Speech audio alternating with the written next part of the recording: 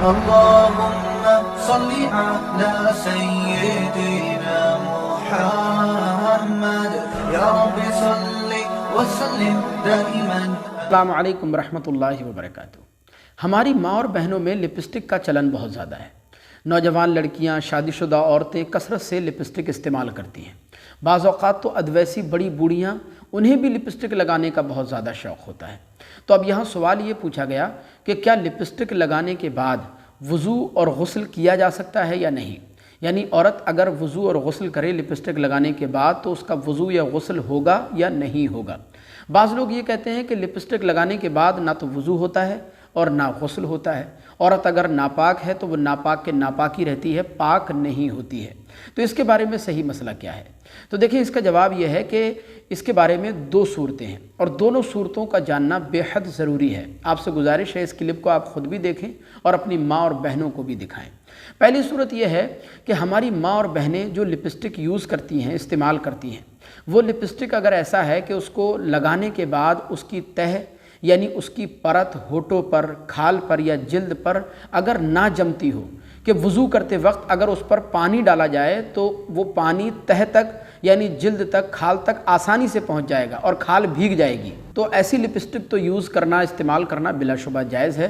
اس میں شرعاً کوئی مسئلہ نہیں ہے. ایسی لپسٹک استعمال کر کے اگر عورت وضو اور غسل بناتی ہے تو اس کا وضو بھی ہو جائے گا، غسل بھی ہو جائے گا. اگر وہ ناپاک ہے تو وہ پاک بھی ہو جائے گی، اس میں کوئی مسئلہ نہیں. ایک صورت تو یہ ہے. اور دوسری صورت یہ ہے کہ ہماری مائیں اور بہنیں جو لپسٹک استعمال کرتی ہیں، وہ لپسٹک اگر ایسا ہے کہ اس کو لگانے کے بعد اس کی تہ یعنی پرت ہونٹوں پر، کھال پر جم جاتی ہو اور اس قدر جم جاتی ہو کہ وضو کرتے وقت پانی اگر اس کے اوپر سے ڈالا جائے تو وہ پانی کھال تک نہیں پہنچے گا، کھال نہیں بھیگے گی، بلکہ پانی اوپر سے ہی بہہ کر کے نکل جائے گا، تو پھر ایسی لپسٹک کو استعمال کرنا جائز نہیں ہوگا.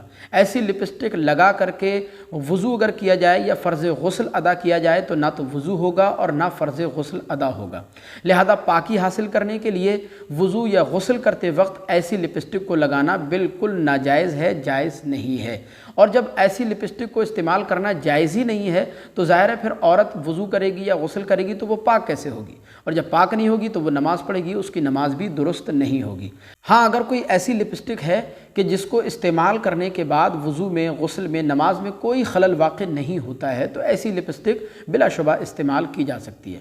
لیکن پھر بھی میرا آپ کو ذاتی مشورہ یہ رہے گا کہ جب بھی آپ وضو بنانا چاہیں، غسل کرنا چاہیں، نماز پڑھنا چاہیں تو لپسٹک کو اچھی طرح صاف کر لیں. اس کے بعد آپ وضو بنائیں، غسل کریں، نماز پڑھیں تو آپ کی نماز بھی ہو جائے گی، وضو اور غسل بھی بلا شبہ ہو جائے گا. باقی نماز کے خارج وقت میں آپ اپنے شوہر کو خوش کرنے کے لیے، اپنے میک اپ کو مکمل کرنے کے لیے یا اپنے بناؤ سنگار کو، زیب و زینت کو بڑھانے کے لیے بلا شبہ لپسٹک استعمال کر سکتی ہیں. اس میں شرعاً کوئی حرج کی بات نہیں ہے. مجھے امید ہے کہ یہ مسئلہ آپ اچھی طرح سمجھ گئے ہوں گے. اللہ عز و جل ہم سب کو مذہب اسلام کی سمجھ عطا فرمائے. السلام علیکم ورحمۃ اللہ.